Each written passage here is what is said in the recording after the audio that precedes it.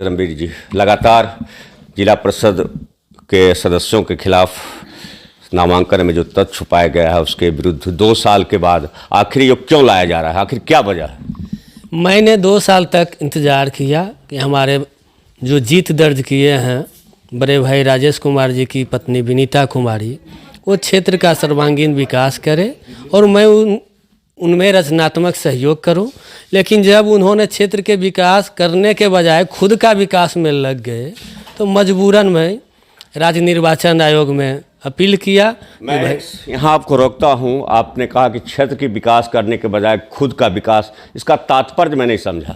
यह सर्वविदित है, सब लोग कह रहे हैं कि मोटी रकम लेकर उस समय भी अध्यक्ष पद में चुनाव में अपना समर्थन दिए थे और इस बार गिराने में भी जैसा कि आम चर्चा है तो ये खुद का ही विकास है ना। जिला परिषद अध्यक्ष रविरंजन कुमार उर्फ टंटन के विरुद्ध 6 जनवरी 2024 को 8 सदस्यों ने अविश्वास प्रस्ताव लाया था।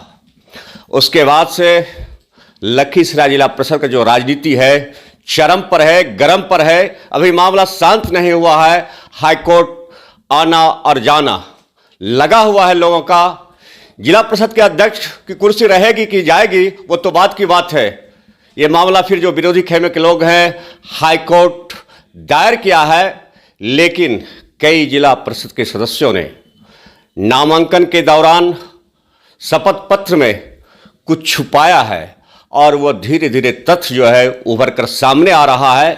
उसी का आज राज खोलेंगे। बरैया निर्वाचन जिला परिषद निर्वाचन क्षेत्र संख्या 1 के जो सेकंड विनर रही मिक्की देवी सेकंड विनर रही, वो धर्मवीर सिंह की पत्नी है और धर्मवीर सिंह ने ऐसी चर्चा है इस मामले को लेकर राज्य निर्वाचन आयोग में मामला दायर किया है विनीता कुमारी के विरुद्ध, जो अभी वर्तमान जिला परिषद सदस्य है। उनकी कुर्सी रहेगी या जाएगी ये आने वाला वक्त बताएगा। इस मामले में हम जानते हैं धर्मवीर जी से आखिर माजरा क्या है। मिक्की देवी के पति धर्मवीर सिंह ने विनीता कुमारी के विरुद्ध राज्य निर्वाचन आयोग में शपथ पत्र में तथ्य छुपाने को लेकर मामला दर्ज किया है। इस संबंध में विनीता कुमारी के पति सह प्रतिनिधि पूर्व मुखिया राजेश सिंह से जब पूछा गया तो उन्होंने नियमावली की दुहाई देते हुए कहा कि बिहार पंचायत निर्वाचन नियमावली 2006 के तहत जो धारा है 106, जो चुनाव प्रक्रिया की धारा है 106 के तहत 30 दिनों के अंदर ही मामला दर्ज किया जा सकता है।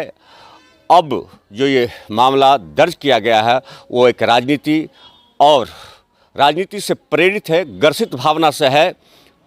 हालांकि इस मामले में जो भी हो, ये तो अब जब राज्य निर्वाचन आयोग में मामला गया है तो कोर्ट ही जाने कि आने वाले समय में क्या होगा। और इस बार गिराने में भी जैसा कि आम चर्चा है तो ये खुद का ही विकास है ना, क्षेत्र का विकास ये थोड़े है।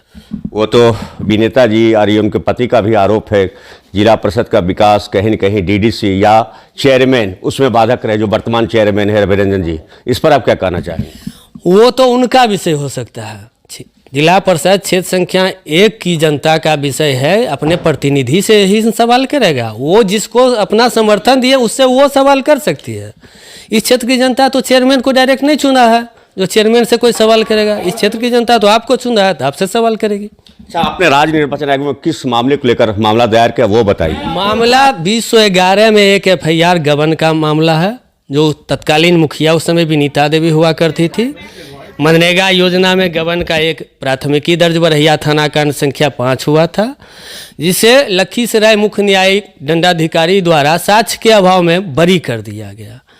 लेकिन ये जो अनुसूची 3 का पारा गोह कंडिका गोह है, ऐसे करके अनुसूची 3 का को के खंडिका गो जो है उसमें अगर आप दोष मुक्त भी हो गए हैं तो उसको भी दर्शाना होता है। अपराध की प्रकृति दर्शाना होता है, बाद संख्या दर्शाना होता है, कौन न्यायालय संज्ञान लिया वो दर्शाना होता है, कितने तारीख को आप दोष मुक्त हुए हैं वो दर्शाना होता है। लेकिन इन्होंने ये सब नहीं दर्शाया है, सबको शून्य और नहीं कर दिया है।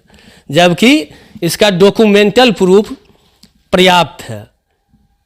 तो इससे उन्होंने तथ्य छुपाकर लोगों को ये क्षेत्र की जनता को गुमराह कर उसका चुनावी लाभ लिया है, जो एक गलत अपराध है। ये मामला आपने राज्य निर्वाचन आयोग के कोर्ट में कब दायर किया? 29/1/2024 को मैंने राज्य निर्वाचन आयोग में दायर किया है। क्या लगता है कब तक इसका रिजल्ट आने वाला है?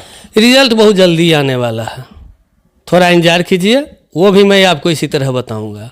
चर्चा ऐसी भी है कहीं न कहीं ग्रसित भावना से ये लगातार जिला परिषद सदस्यों के विरुद्ध राज्य निर्वाचन लोग आयोग जा रहे हैं, इसमें आपका नजरिया क्या है? ग्रसित भावना से रहते ये देख लीजिए, नामांकन पर अनुसूची 3 में जो है ये हैंडराइटिंग भी हमारे बड़े भाई राजेश कुमार जी का ही है, और ग्रसित रहते तो हम ही कहे थे उनको कि सब कॉलम को अधूरा छोड़ दें।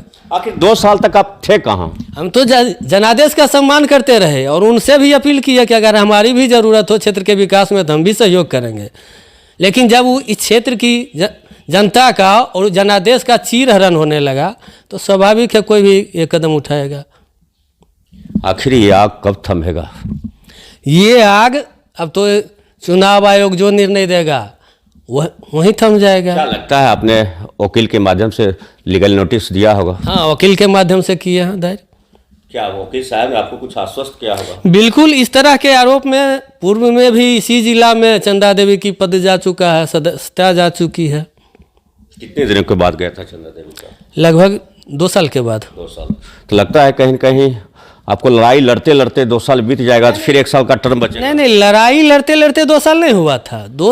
इसी तरह अंतिम समय में जब वो भी अपने पद का दुरुपयोग करने लगे तो तत्कालीन विधायक से उनको झगड़ा हो गया था। कृष्णचंद्र बाबू उस समय के विधायक थे, और जब विधायक जी का मान सम्मान पर ठेस पहुंचा तो उन्होंने मामला राज्य निर्वाचन आयोग में दिया। 2 महीना में निष्पादन हो गया था। धर्मवीर जी, आपसे एक सवाल, थोड़ा सा राजनीतिक बात। कल के डेट में वो बीजेपी में थे, बीजेपी जदयू से अलग था, अभी जो है जदयू और बीजेपी एक साथ हो गया, महागठबंधन से वो नाता तोड़ लिया, कहीं कहीं इसका खुन्नस तो नहीं निकाल रहे? नहीं, इसमें बीजेपी जदयू का कहाँ सवाल है। ये तो बिना दल का चुनाव हुआ है, इसमें दलीय आधार पर तो चुनाव हुआ है नहीं। जदयू बीजेपी और महागठबंधन का कोई मुद्दा रहेगा? जदयू के नेता कहे जाते हैं और राजेश जी अभी फिलहाल कथित तौर पर भाजपा के नेता कहे जा रहे हैं। नहीं, अभी बेघर है, अभी बेघर है, कहीं उनका घर नहीं है। 6 महीना पहले राजद में थे, सदस्यता त्यागे, उससे पहले जदयू में थे, और अभी भाजपा का भी वो सदस्य नहीं बने हैं। तो मुझे क्या लगता है कि नीतीश जैसे पलटी मारते हैं, राजेश भी लगातार पलटी मार रहे हैं। हम उस शब्द का उपयोग उनके लिए नहीं करेंगे क्योंकि वो बड़े भाई के समान है। और कुछ कहिएगा क्या? और क्या कहना है, जो कहना है। और आप लोग को कुछ, गंगासराय से लाली कुआं के बगल में तालाब की खुदाई कार्य, ग्राम पंचायत निकाय गंगासराय, प्राकलित राशि 2,45,900 रुपये, मापी पुस्त की राशि 2,45,754 रुपये, भुगतान की गई राशि 2,45,754 रुपये। योजना संख्या 489। मैंने क्या है योजना संख्या 489 में बिना काम के राशि निकासी कर ली गई? हाँ, बिना काम के हुए, जिसका जांच हुआ, पुष्टि हुआ, उसके बाद जिलाधिकारी ने कार्यक्रम पदाधिकारी को प्राथमिकी दर्ज कराने का आदेश दिया, उसके आलोक में प्राथमिकी दर्ज हुआ। मामला रफा दफा कैसे हो गया? बाद में मामला जो लाया था संज्ञान में, उसको किसी तरह से समझा बुझा करके गवाह को गवाही हुआ ही नहीं। गवाह जो था इस मामले को ले जाने वाले थाना से लेकर न्यायालय तक, उन्होंने कोर्ट में जाके गवाही नहीं दी, जिसके अभाव में, साक्ष्य के अभाव में इनको दोष मुक्त कर दिया गया। क्या लगता है कि विनीता कुमारी जो अभी वर्तमान जिला परिषद सदस्य हैं निर्वाचन संख्या 1 से, क्या उनकी सदस्यता चली जाएगी? बिल्कुल, आधार तो बनता है, इस आधार पर पहले भी जा चुका है, वही आधार आज भी है, तो आधार तो बनता है। राज्य निर्वाचन आयोग के अलावा इसकी कॉपी और भी आप कहीं दिए? नहीं, कहीं नहीं दिए, राज्य निर्वाचन आयोग के न्यायालय में दिए। न्यायालय में? हाँ। चलिए, सुन रहे थे मिक्की देवी के ये पति हैं, धर्मवीर जी हैं, और जदयू के नेता भी कहे जाते हैं, और आरोप प्रत्यारोप का दौर भी इन दिनों चल रहा है। और यूँ कहें तो लखीसराय जिला परिषद अध्यक्ष के विरुद्ध जब 8 सदस्यों ने अविश्वास प्रस्ताव लाया, तब से ही लखीसराय की राजनीति गर्म है, चरम पर है। लखीसराय से लेकर पटना तक सियासत भी हो रही है, लेकिन दाल किसी का नहीं गल रहा है। अब जो कब्र में मुर्दे हैं उसे खोदा जा रहा है, निकाला जा रहा है। और उस मामले को लेकर जैसा धर्मवीर जी बता रहे थे, राज्य निर्वाचन आयोग के कोर्ट में गए हैं। ये आने वाला वक्त बताएगा कि विनीता कुमारी की सदस्यता रहेगी या जाएगी। देखते रहिए दर्शन भारत न्यूज, आपको ग्राउंड जीरो से सही खबरें निर्भीकता पारदर्शिता के साथ दिखलाते रहूंगा।